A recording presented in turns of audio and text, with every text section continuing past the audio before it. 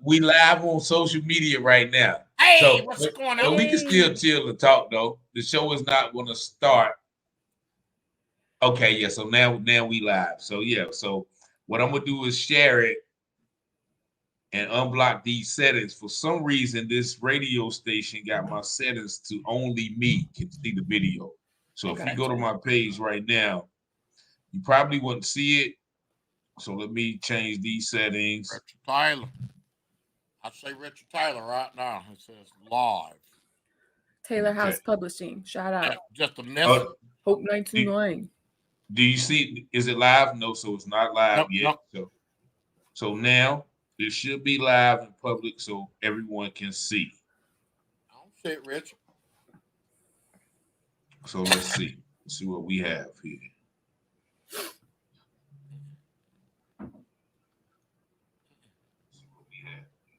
Let me check. Let me check. I see it. Okay. So it is public. You see it? Did you go? If you can you see it on my page?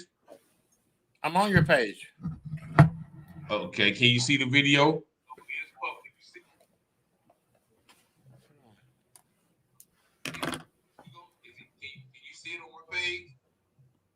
Can you see it on my page, Selwyn? Hold on. No. Refresh the page. What's up, Big Rich? Hello, What's everyone. going on? Hey, I y'all, got come on in. We got you. y'all let us know y'all here. The show will be starting in about 3 minutes. We're making sure. Goldsboro. Yep. So yeah, Eastern share it Wayne. from your page, Sel, because it won't let me tag you. So share it, share it from my page to your page. And Liz, do you see me too? Am I I your see friend you. on Facebook? No, you're not my friend, but we can be friends. Look at Richard Taylor and you'll see me. Uh-oh. She done left the broadcast. I'm Okay, so here. hey, how you doing, McGlack? But your camera is off. Okay, that was an accident. I apologize. All right, okay. How you doing, Miss McCullers? Thank you for joining us. Um, this is going to be an excellent show.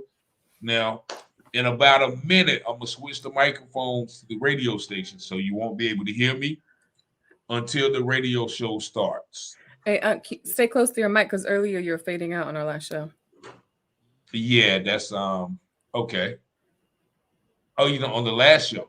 Oh, I was talking Uncle Selwyn. Oh, okay.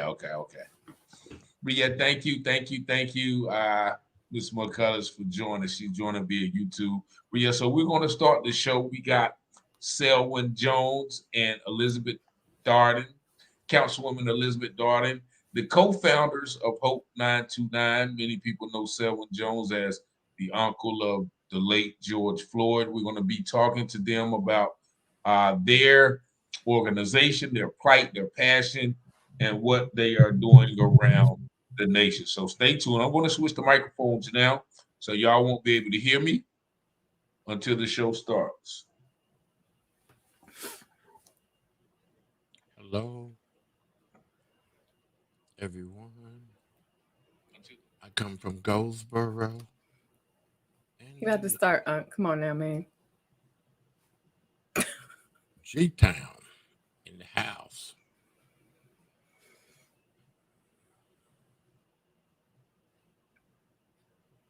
Uh-oh.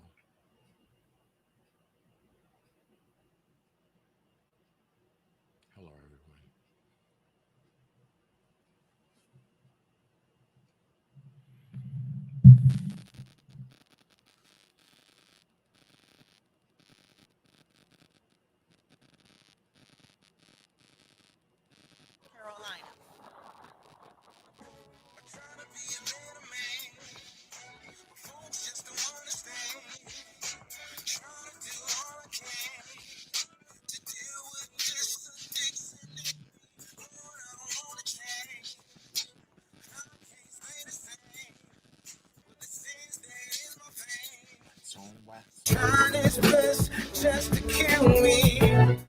And good evening, ladies and gentlemen.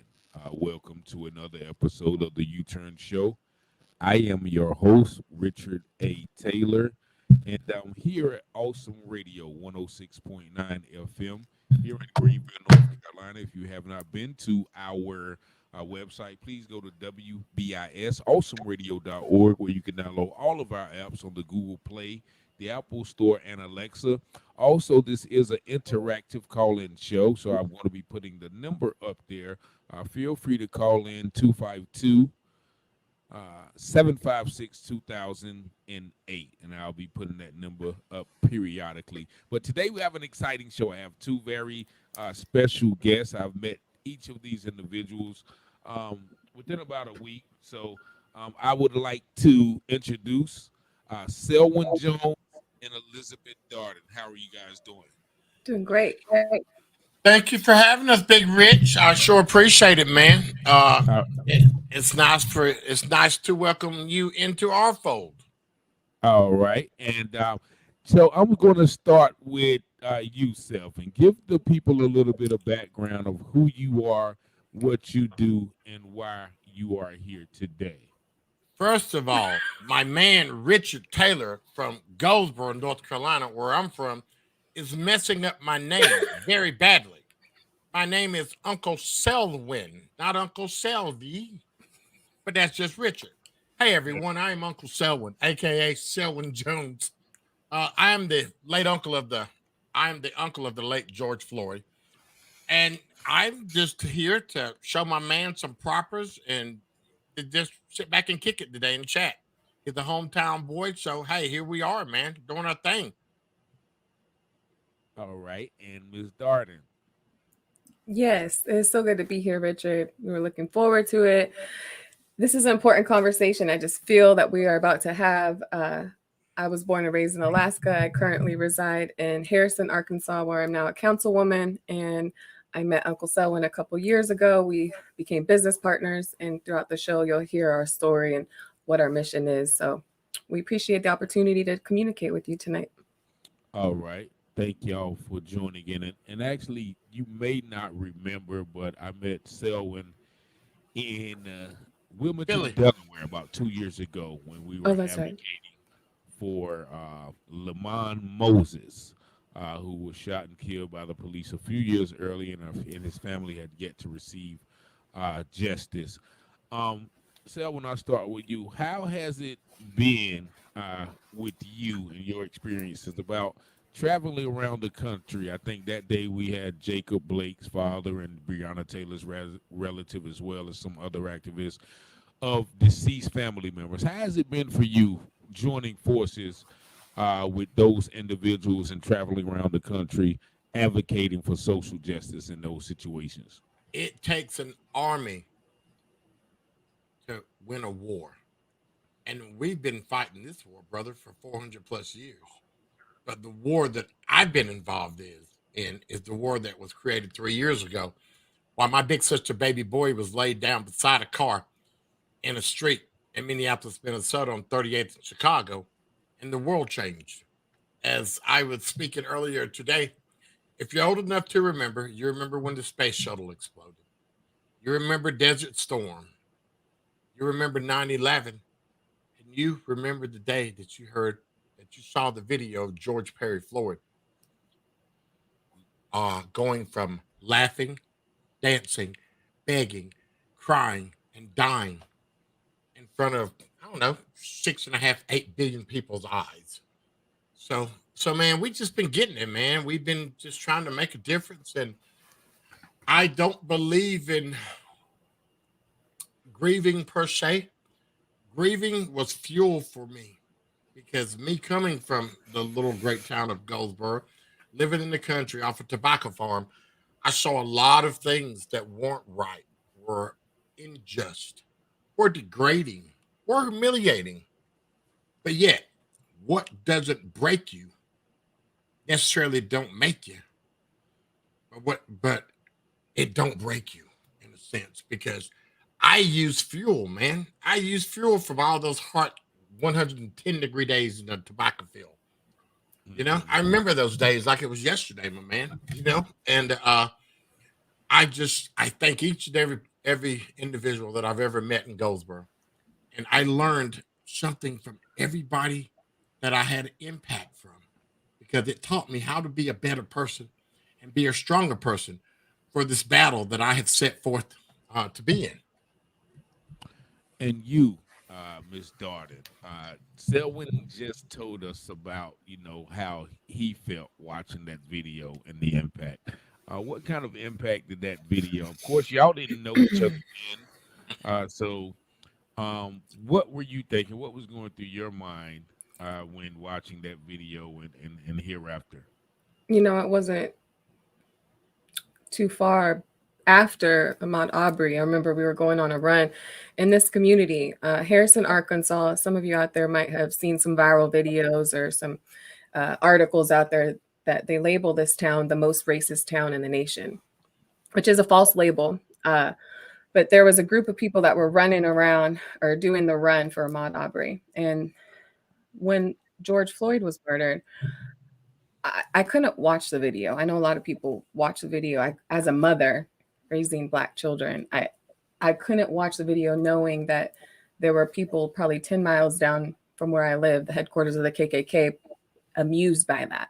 Probably would sit back with their popcorn or something. I don't know. I couldn't, in my heart, it was just enough to know the pain and suffering of my Black brothers and sisters for the past centuries, going through the perpetuating issues that are happening day in and day out because of the system, because of systemic racism.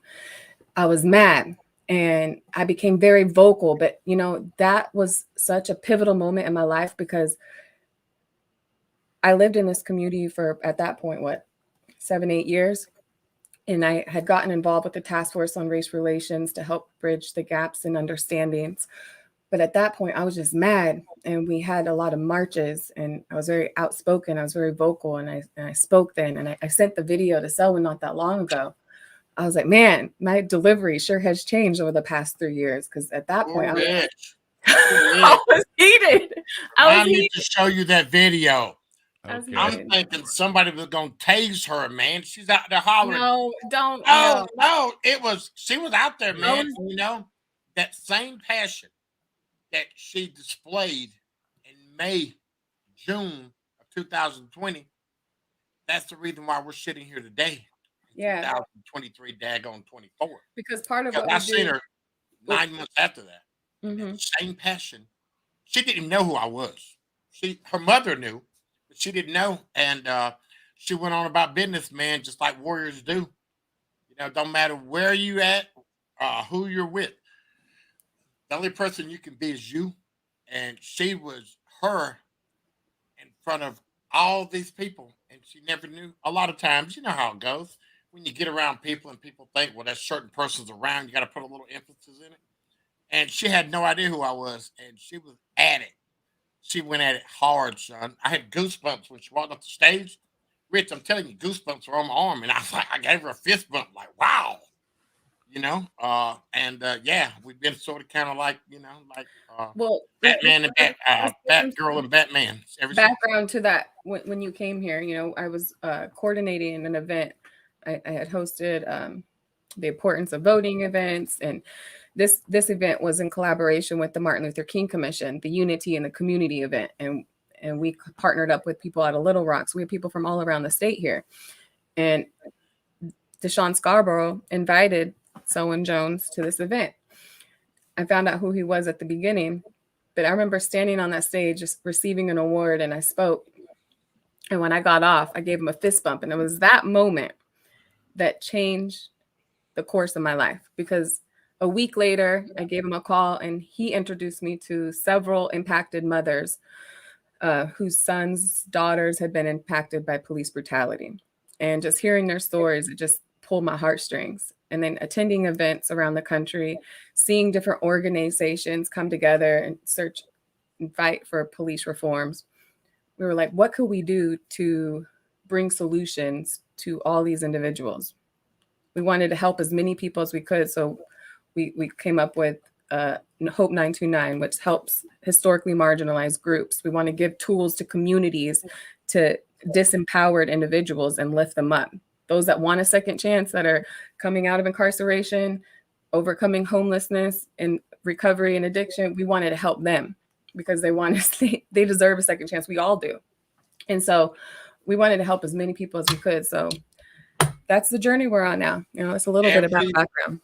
Everybody has to dig within self to be a warrior, to be strong. And radio land, podcast land, Facebook, the person that is interviewing me today is a Tyrannosaurus Rex when it comes down to winning. Richard Taylor is a Tyrannosaurus Rex. And let me tell you, buddy, I'm in awe. I interviewed him Saturday, man. And, I know people in podcast land or radio land, I'm going to use this terminology, but I don't want people to get carried away with it because it's just terminology because of respect and candor and love. I got a boy crush. Here we go. I got a boy crush on Richard Taylor because let me tell you something. This young man has started an after-school program. He's written 3 books. He has lifted his life, and he lifts people's lives around him. So that's what I mean by having a boy crush. Because if we had more men like this in this world, we'd have a heck of a lot better world. So that's for Richard. Yeah. That's for Richard. Thank you. Now, where does the 929 come from? 9 minutes and 29 seconds that my nephew had to beg, suffer, cry, and die. Okay. We have sort of kind of a skit where I generally will make you close your eyes, and I will start at 9 minutes and 29 seconds. And I will tell you that I am fighting. I'm fighting like heck right now, man. I think I might have a chance to get out of this. I just got to compose myself. Then we're at 8 minutes. My chest is hurting. My side is hurting. My back is hurting. We're at 6 minutes now. Wow, it's a little harder to breathe. My neck's hurting. I can't breathe. We're at 4 minutes now. It's a little hard here now.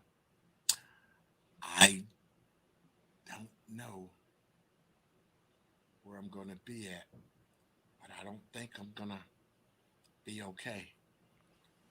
About 7 minutes, he hollers for my sister. My sister's holding her hands down to him and said, "Come on with me, child. It's time to come with Mama. Mama wants to make it okay." We're at 8 minutes now. I know I'm not going to make it. At 8:26 and 15 seconds, at 9 minutes and 29 seconds, the life left my nephew, and the world has changed from that day. That is a description of how a man gets tortured in the middle of the street by people that are supposed to protect and serve. And they killed him in 9 minutes and 29 seconds. And you mentioned your sister reaching down to him, so I assume she's deceased as well. She died a year and 4 days before him. She died, no. Yeah. No, she died 61 days. She died on May the 28th. He died on May the 25th. So, it was a pretty rough year for my man because I always tell people, you lie to anybody in the world. One person you can't lie to. Remember when you stopped lying to yourself? Definitely. And life changed. Life changed. Once you realize that I can lie to anybody, but I can't lie to myself, and you realize those lies that you've been telling yourself are not real. It's just an illusion. It's just a thought. So now what we do is we dream, we breathe, then we deliver. So there's no more lies. So, Yeah, hey, we wanted to implement the 9 minutes and 29 seconds because of the impact that George Floyd's murder had on this world. It brought a lot of people together in unity and to make a stance and to say enough is enough. And if it wasn't for Darnella Frazier there recording it, we wouldn't be having this conversation. Uncle Selwyn wouldn't be here. We wouldn't be able to utilize this platform. And we don't want to take advantage. We want to utilize to lift people up. And that's what our mission is at this point moving forward. And it's just like he said in the beginning, it takes a collective effort to move mountains and to accomplish this mission that we were put here to do. we're not doing this because we want to, Rich. You're not doing this because you want to. You're doing this because it is needed. How many of those little babies you see and you can look at? Have you ever seen a sad baby? You ever seen a happy baby? I never knew what happy babies were.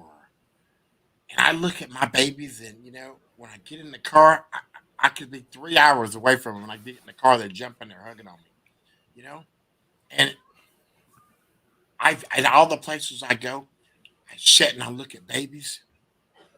I remember one specific one in New Orleans, and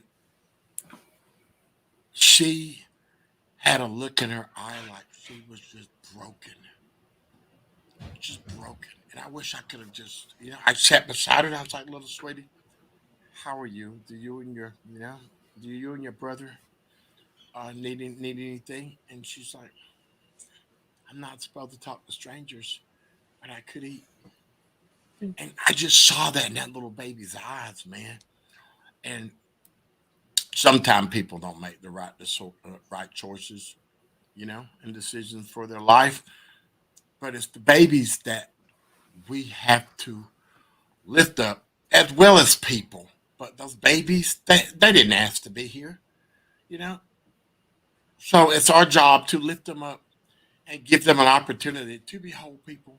It's our right and our need at Hope929 is to give people a helping hand, not a handout, but a hand up to make a difference in their life. Because, Rich, all people don't have the strength like we do. So sometimes people just need a little motivation, a little conversation, a little education. Sometimes you got to make them mad, get them peed off. So come on, man, that don't give up mentality. Because it's easier to give up than it is to fight. It's easier not to be successful than it is successful, because being successful and accomplishing things, you got to sacrifice. You got to work for it. It just ain't going to come to you. So, man, and that's all we want to do, man, is collaborate with people like yourself and make your job easier with the platform we have. And we get together and we can just have a slumber party and have a good old time. Make everybody smile and laugh, Yes. How hard has it been, getting the organization going, connected with people? What kind of obstacles have you guys encountered? You better talk to Liz on this one. That is her party. Hey, Rich, you know me. I open the door, and Liz brings them through. So hey. I was actually, when I met Selwyn, he was actually going through a pivot himself. A lot of relationships come and go, business wise, because this is a business. We in the changing lives business. Crows fall off. And the thing is when you're aligned with the right people that has the like minds, mission, vision, and values, it makes it a lot easier. And I feel like we're at that place now. We got a solid team. We got a direction. We got our goals.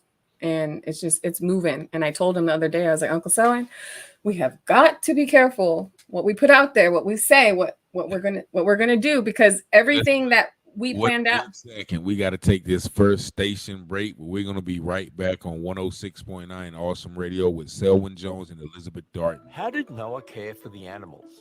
This is Ken Ham, editor of the powerful book on Noah's flood, a flood of evidence. Many secularists mock the account of the flood, claiming there's no way just 8 people can care for all the... Now, as we learned yesterday, Noah only needed a few thousand animals on the ark, far fewer than most people think. And consider that today, many farms care for thousands of animals using labor-saving devices. Gravity... Can you hear me? Of course I can. Oh, okay. Yeah, this is I sometimes I switch it back from the radio station. I think we got about another minute or so, but I just like to keep interacting because sometimes Still live. yes. All For the people have gone before. So but yeah, this is great. This is great to have y'all here. And you guys met how long ago? 2 years. 2 years. 1 year, 8 months, 27 days, 32 minutes, and 15 seconds. He lying about that. I know. That sounded real good. I was like, wait a minute now. That's good. Hey, I'm close because we met November the 17th. Is that when that was? I'm close. All right. Well, yeah. Let me switch the microphones back real quick, okay, so I can be ready for the this thing comes back on. Yes, I'm close.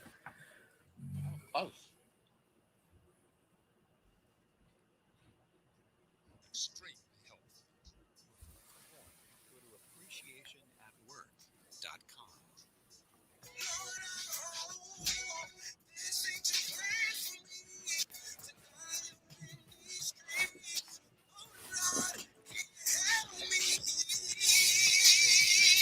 And we are back here at 106.9 Awesome Radio. I'm your host, Richard Taylor, at the U-Turn Show. You're here at 106.9 Awesome Radio with my special guest, Selwyn Jones. Uncle Selwyn Jones, and also Elizabeth Darden. But yeah, we were talking about, I guess, like, how hard is this journey, to just overcome the obstacles, the stereotypes, the just the walls that may present themselves in accomplishing your goals. Because we just talked about an event that we are hopefully collaborating on in Charlotte. Oh, we in. Yes. And young man, when I talk about hard, I talk about waking up in the morning and having to go in the back room, get a ham out that you cured out, cut the worms out of it, boil it, then eat it. So That's hard. That country 111 lifestyle. Country 111 life. That was Once upon a time. Yeah. Hard is pulling up to a building next to a building that you own, and somebody has bleep off NIGGER. Hard is coming to a town that you've been coming in for 23 years. And you know everybody in town. Your wife's first cousin owns the gas station, and you can't go and get gas or buy anything from the store. Hard is knowing what people are and how people are, because I learned what people were when I was a kid growing up. That was hard. Easy is being me and not caring. Because you've heard me use this analogy so many times, my brother. Eagles fly higher than any birds. And I'm a bald eagle. So every other bird around me that don't want to fly like me, because if you're not beside me, if I'm not talking to you, that means you're not an eagle. So all those other things, be gone. I don't need you. I care for you. I don't wish no harm or no bad on you whatsoever. But I am traveling a path that very few people have traveled been successful, and let's be reality, had longevity traveling this road. So a lot of things don't bother me. A lot of things don't fear me. A lot of things do not irritate me. Because me being a soul brother from Winnie Lebanon, North Carolina, I've heard everything that I've ever needed to hear as I grew up as a kid. I've been called more names than you can imagine. I've been called more of the bleeps than you can imagine in the last 3 years. I have Confederate flags that fly in my town. Now, keep in mind, I've been coming to this same town for 23 years. We own a farm. I own 4 or 5 houses. I own a motel. Oh, And I okay. went from one day, everybody talking to me saying, hey, good old boy, to the dumbest end in the world because somebody murdered my nephew. And hey, guess what? It's life. It is life, man. People fall by the wayside. If they don't care, I don't care. Because I know that I got a mission. And I'm not going to let my babies down, Liz babies, your babies. My daggone sure ain't gonna let my nephew down. Because I owe him. Because he gave everybody a little piece of him when he died. And I'm not gonna let that 5'11" 11-inch soul sister mama mine down because she's up there looking at me. Right. I must do right by her. So Right. I gotta do right by him. I don't feel like it's as hard when you're fueled with purpose and passion to make a change because it's sun up to sundown. It's late 24/7. hours. It's early mornings. It's meetings back to back. It's connecting. It's reaching out. It's balancing. It's juggling. Life is hard. You just got to choose your hard, right? I see that. Might be cliche, but you just got They to never choose said your it was hard. gonna be easy. They never But- said it would be easy. But it becomes a lot more fun when you're fueled with passion and purpose. And that's what drives me at this point, to make this world better for my babies, because I have to sacrifice a lot of time in structuring my days out to make sure we meet all our needs, to pay the bills, to get their food on the table, to do all their sporting events. That's hard. Life is hard in general. But And I Go was ahead. going to ask you too, in addition to that hard, because you mentioned yourself that you are raising black children. mhm. As a Caucasian woman, how difficult has that been? Coming from, or has it been difficult coming from? I guess. So- Let me tell you. Hold on. Let me speak for a second. Okay. People, if you listening, if you can see me, I went to a park where there was probably 4 people that look like me. And this place that she lives has the Ku Klux Klan live on the outside of town. And what made her stand out to me? She's only 5'2", and she's walking around the whole park bossing people. I didn't realize that it was her event.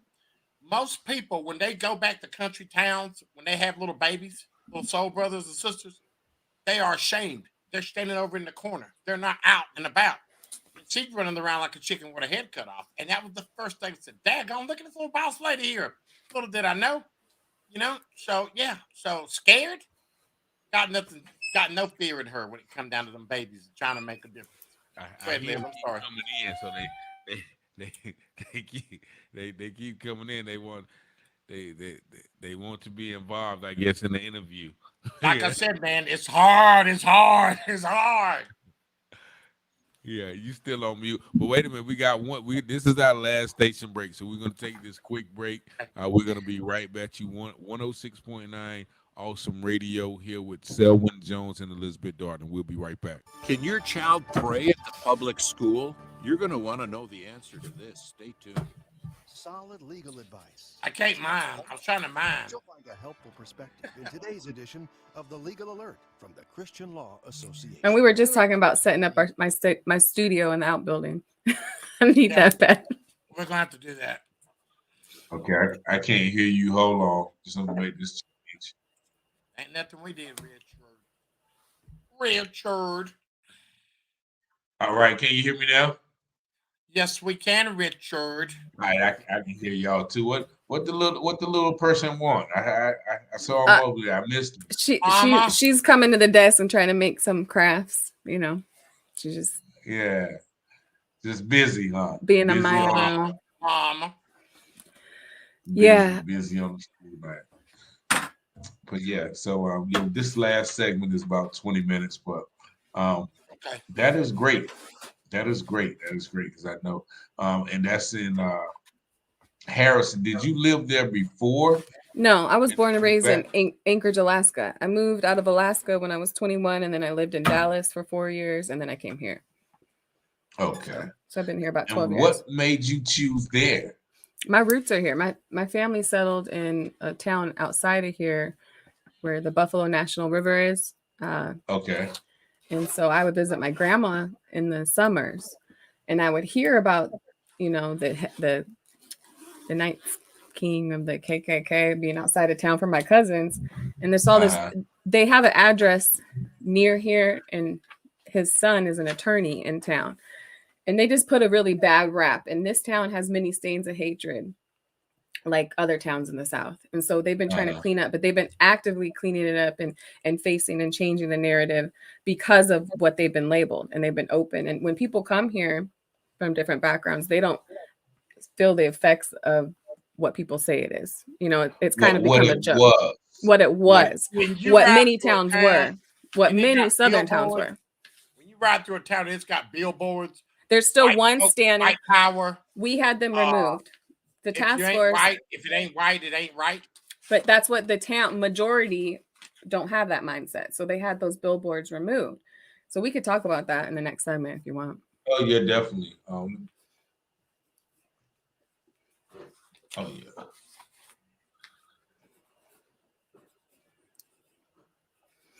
Hello, we're back at K97 One second. He's always trying to take over shows, man. Don't let him. All right, let me see. Let me change this. Wow, thanks for calling me out, man. It's normally you. Richard, we got a problem. No, we don't. Hold on, we got it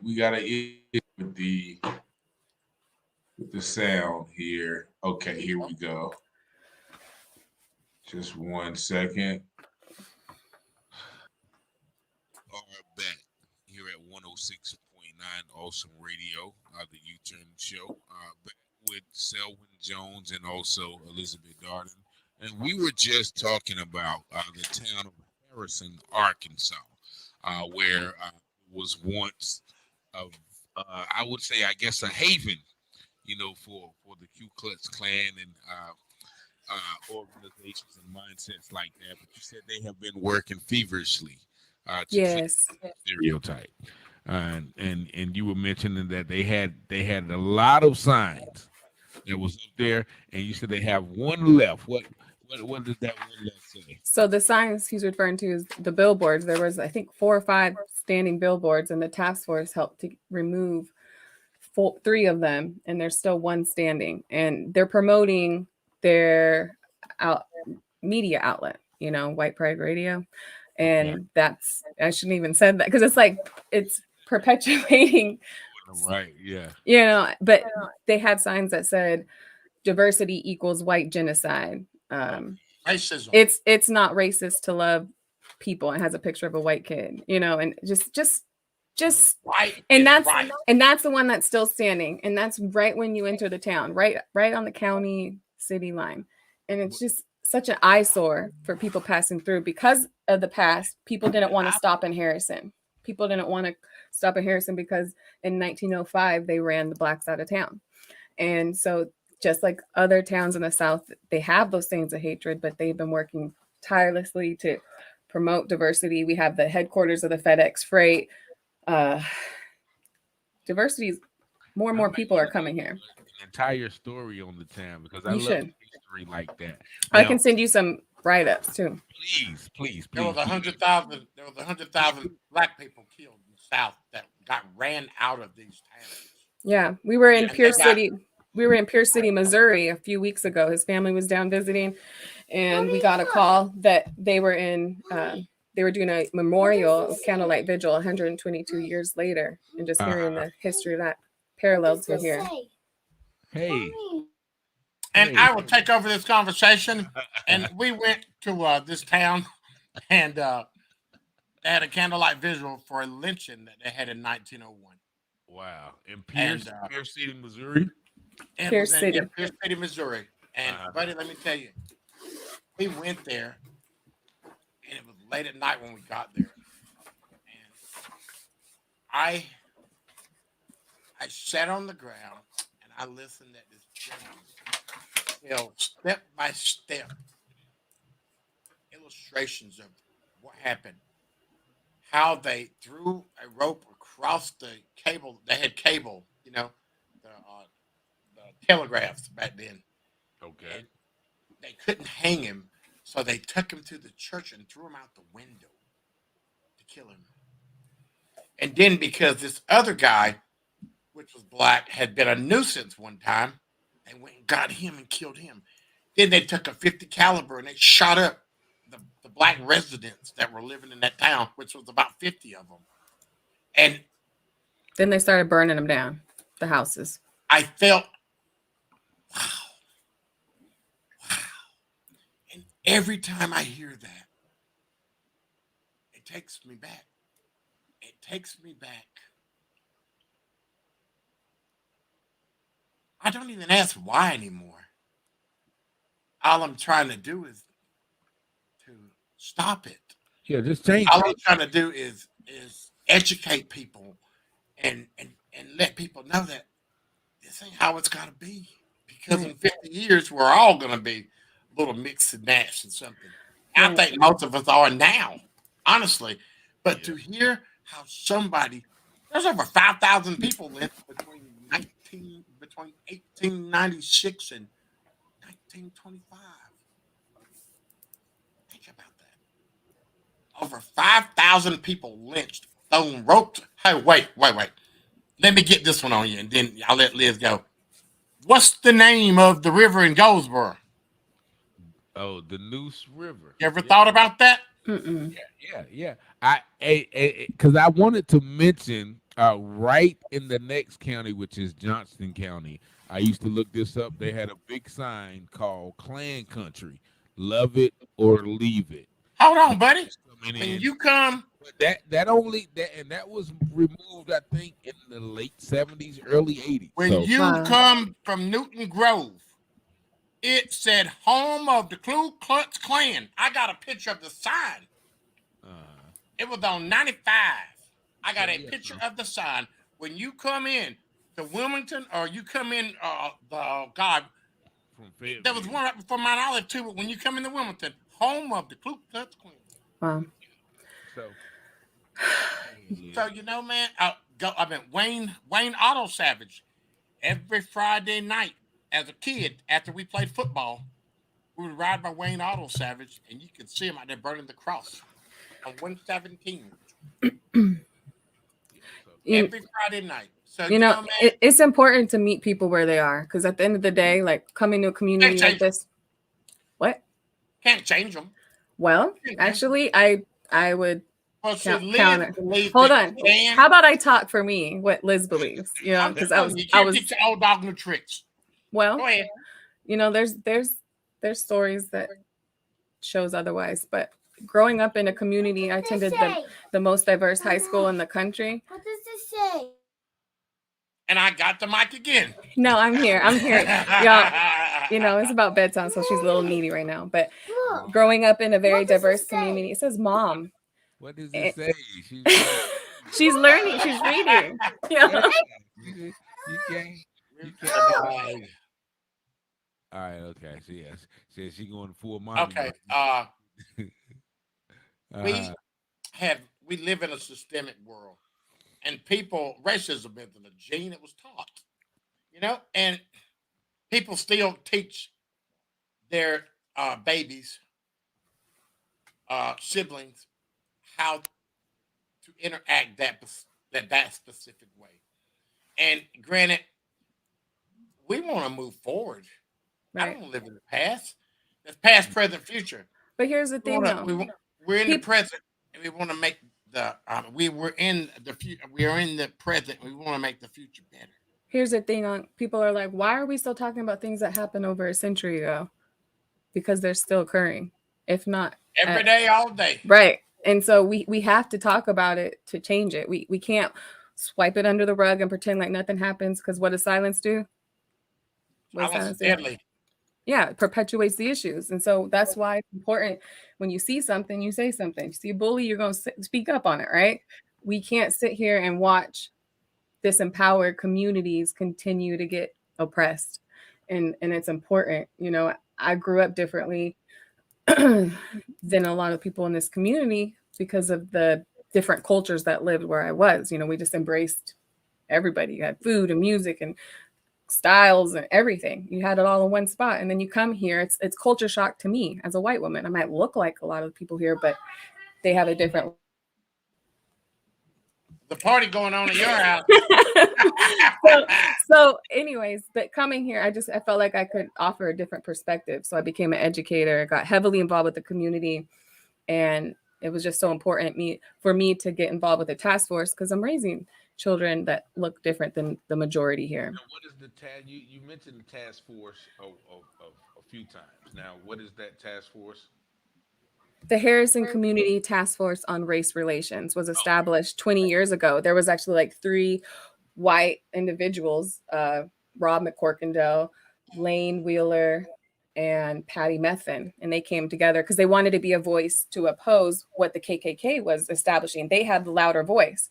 Majority of the people in this town didn't think the way they thought, but they have their experiences. They have what was taught to them. You know, they have their outlooks. But when they learn and are educated on certain issues, Uncle Selwyn, what's the mantra or the slogan? What do we do? Dream, deliver, something right there. Dream, breathe, No, the other one. His first one. communication, conversation, motivation, education. Okay. Right. So you Some have to people just communicate. don't know. Right. Some people don't know until they do. And then like, oh, that is wrong. That is, you know, and that's why it's important to just try to meet people where they are and have an open mind to have that conversation. They can be uncomfortable, but it's necessary. Yeah. Hey, can you tell the shine? Can you tell the shine that I'm having? The shine.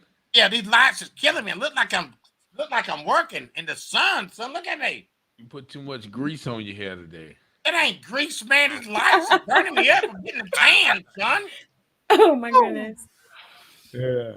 So, man, it's and once again, you mentioned, coming back to your hometown, Selwyn, and trying to speak and do things there, but you also mentioned some hesitation.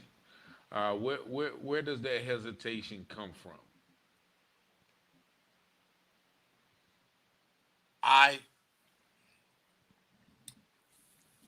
do not like seeing recurring cycles.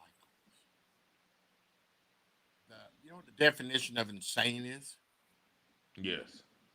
Continuously doing the same thing, expecting a different result.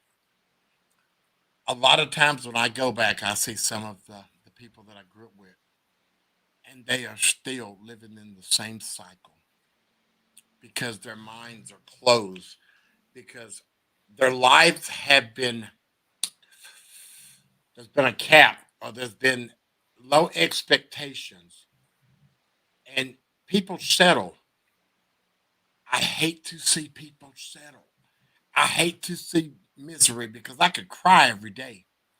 And when you see somebody you went to high school with, and he's still doing the same thing that he was doing back in the 80s, it breaks my heart. Am I reluctant to go back because I don't want to make a difference in Goldsboro? I'm stuck with knowing how it was when I was a kid. I'm stuck at the hatred that I know there, that I have known that was there. I'm stuck at the hatred that I still know exists there. But because I have this belief that all things can be changed, and hey, let's be real, we wake up every day with 2 things: chance and a choice. Chance and a And choice. I have an opportunity to go and let my words be heard. So maybe I can make a difference, but if not, I'm willing to give it a shot. As long as you're there with me, big fella, we can go and do our thing and talk a little bit, but I miss Goldsboro. And I'm so sad that all of the bad things that I learned from there. The 80s were heck. The 90s were heck. We just When did you leave? When did you leave Goldsboro? 98. 98. So I left in 2002. So we So didn't leave.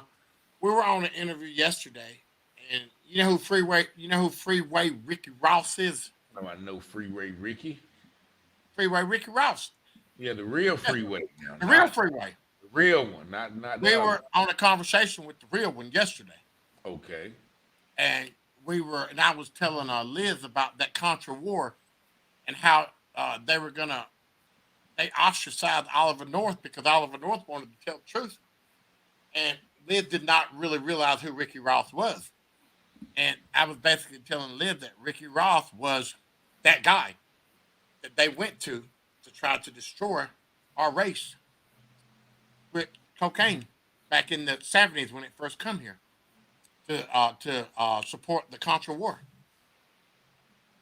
That's who Freeway Ricky Ross is. And Freeway Ricky Ross is a cat that couldn't read, went to prison, and learned how to read, and he got himself out of jail. So it's a winner story. A lot of people come from the depths of heck. It don't matter how you start the storm, it's how you get through the storm. So, all we want to do is we want to involve ourselves with a lot of people that want to win, that are winning. You know, my man, because this is the great train over here, buddy. That's the great train over there. If you're trying to be regular, stay home. If you just want to be average, don't call me. Because I'm trying to be great. And if you ain't trying to be great and make a difference or make an impact in somebody's life in a big way, I don't have time. Because I don't have much time. And I want to take advantage of all the time that I have left to make a difference. Because my nephew gave me an opportunity. Yeah, as the scripture said, we must work while it's day, because night comes when no man or woman can work. And it's talking about, why we living, because when we die, we can't do anything. So we definitely got to take the chance every day. I know I wasted a lot of my years, I would say, in that type of lifestyle, in that stagnant lifestyle, in that miserable You're not lifestyle. the only one. Yeah, so, but that's now, the reason why, to me, you are important for you to be in my system. Because I was talking to Liz about this the other day. There's a lot of young kids that are you. mm-hmm. But I want them to be you now. Yeah. And unless your story gets told on a major platform worldwide, it will never be as detrimental and beneficial as it can. Because, my man, you have got that story. You have got the winning formula. And where did it come from? All within self, my brother. Yeah. All within self. Nobody could stop you from doing anything. Nobody could push you from doing anything. So it's so important for kids, young adults, to not only hear what I got to say, but to hear what you got to say, because you have been through there. And you come out on the other side of that storm, and guess what? The sun shines a lot better on this side than that side. Oh yeah, definitely. And I have to give credit to God. You say it's in the self, but I know without my higher power, God, that I wouldn't be here. And I don't care if you believe in Allah, you believe in Buddha, you're 5% or whatever it takes to make you a better man. I can't deny that. If you gotta go swing on the grapevines in the middle of the night to make yourself win this battle, go swing, have fun. Hey, look, so we got two lads. You got 2 more minutes. I'm gonna give y'all a minute apiece to give the audience, some last minute words. I'll start with you, Liz. First of all, I just appreciate the opportunity to be here tonight. We found it very important to lift the voices and highlight individuals' stories who've been impacted by police brutality or other injustices. So just when you're done with this show, head over to Setting It Straight with Selwyn on all major podcast platforms and follow us at Hope929.org. We got some incredible projects that we're working on, and be on the journey with us, continue the conversations and live in your purpose, just like y'all were talking about. I love what you were just saying. It's so important. Thank you so much. Straight with I'm gonna give my minute up. 30 seconds apiece. Okay. What does it look like in 5 years from you, Mr. Taylor? What does it look like in 5 years For you. for me? Hopefully, I will have a transition home started for guys coming out of prison, and maybe a couple of youth homes for youth who are impacted by the foster care system or even the criminal justice system. Time up. Liz, what does it look like? Well, just writing off of what he just said, I think we got to collaborate because one of our projects we're working on is similar to transition homes. 5 years, we right now we got our first one going in. We're breaking ground, and next month we're gonna go on tribal reservations. 5 years, we're gonna have at least five of these housing were created. Affordable housing, community resource center. We want to take it all over the map. So that's Everyone, thank you for having us. Remember this, Uncle Selwyn. I'm gonna take 10 seconds. Hope, justice, and life. Hope, justice, and life. Hope, justice, and life. Definitely. And I just want to thank both of y'all. It's been a pleasure to meet with y'all. It's a pleasure to hopefully work with y'all and everything. I think see you in November. Audience and also our Facebook and YouTube audience. Y'all make sure y'all keep up with us. You heard what she said, the different platforms, but you have been listening to 106.9 Awesome Radio. Peace and blessings. Woo! Lord, I need